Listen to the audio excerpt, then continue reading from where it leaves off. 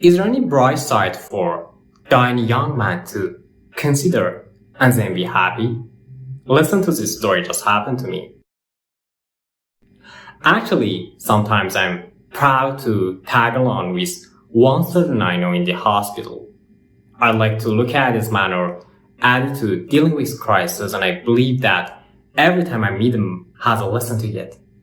But this time, I realized one thing that was worth to mention cause his emergent patient was a close relative of him and mine, who both knew. It was shocking. The patient had a hard head trauma requiring emergency handling. Just imagine how did the surgeon seem at the moment.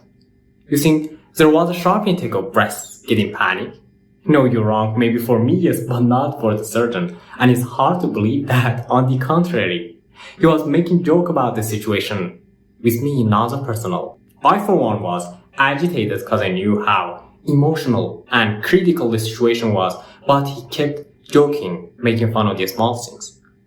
My heart sank, talking my mind to surgeon. Come on, man. I admit you have a great sense of humor, but now is not the time. It's no laughing matter at all, and this attitude brings your reputation under question. People don't trust you when they see you don't have that enough sense of empathy. I was disappointed, and it's hard to believe that I walked along with him to the operation room and he kept joking, even during the operation.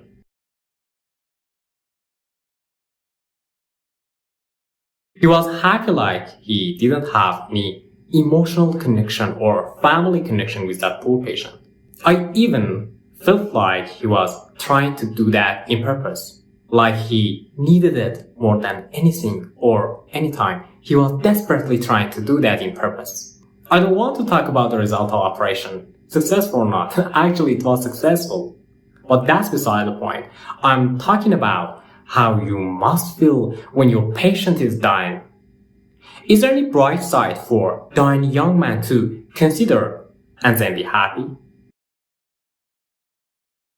I didn't put that behavior down to what, but something came to my mind. Listen to me.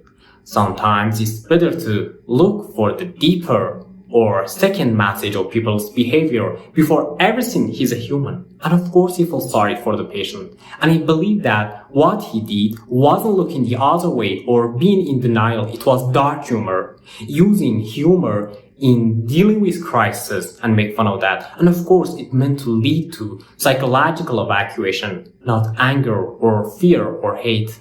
The reason of him making jokes and seemed to be an appropriate sense of humor wasn't for the lack of empathy. That was cause he wanted to use laughter to keep things under perspective, get the most out of his mind and think straight. And now, I want to direct your attention to one interesting article, the use of gallows humor and dark humor in dealing with crisis and make fun of that. From Internal Journal of Emergency Mental Health, published in PubMed.